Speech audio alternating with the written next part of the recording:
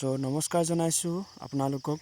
মই আজি কাঠাৰ ভিডিঅ'টি লৈ আহিছোঁ। কাঠা পুলি কেনেকৈ ৰুৱে মই অন্য এটা ভিডিঅ'ত দেখুৱাম বাৰু। আৰু মোক কাঠা এই নাৰ্চাৰীখনক আপোনালোকক দেখাওঁ বুলি আজি এই ভিডিঅ'টি প্ৰস্তুত কৰিলোঁ।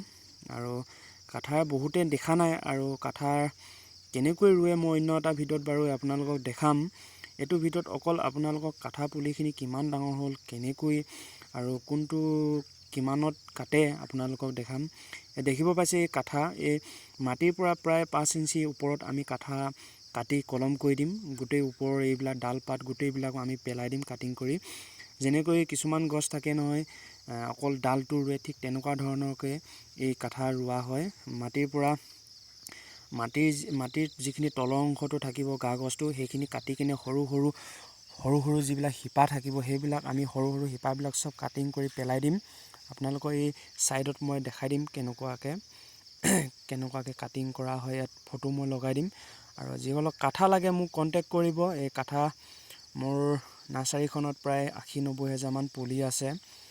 আৰু লোকেশ্যনটো অম্বিকাপুৰ কুঁহিয়াৰবাৰী পাব। আৰু যিসকলক কাঠা লাগে, যিমান লাগে মোক প্ৰয়োজন হয়, মোক আপোনালোকে কণ্টেক্ট কৰিব। মই কণ্টেক্ট নাম্বাৰ আপোনালোকক স্ক্ৰীণত দি দিম। আৰু কাঠা পুলিবিলাক দেখিব পাইছে কিমান ডাঙৰ। এইবাৰ মোৰ কাঠাবোৰ অলপ সেৰেঙা হ'ল। সেৰেঙা হোৱাৰ বাবে মোৰ কাঠাবিলাক প্ৰায় যথেষ্ট ডাঙৰ হৈছে আৰু ওখৰো হৈছে। ডাঙৰ আৰু ওখ হ'লে কাঠা গছজোপা মানে ডাঙৰ হয়, আৰু গা গছটো ডাঙৰ হ'ব আৰু মৰোৱা চান্স নাথাকে।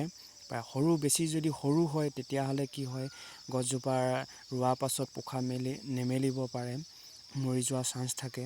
আৰু বৰ্তমান এতিয়া এই ফেব্ৰুৱাৰী মাহৰ পৰা ৰোৱা হয়। বৰষুণ কম যদিও আপোনালোকে ৰোপণ কৰিব পাৰে। ফেব্ৰুৱাৰী মাহৰ পৰা বেষ্ট। আৰু কাঠা লাগিলে মোক আপোনালোকে ফোন কৰিব, নহ'লে SMS কৰিব পাৰে। মই অন্য এটা ভিডিঅ' আপোনালোকক কেনেকৈ ৰোপণ কৰে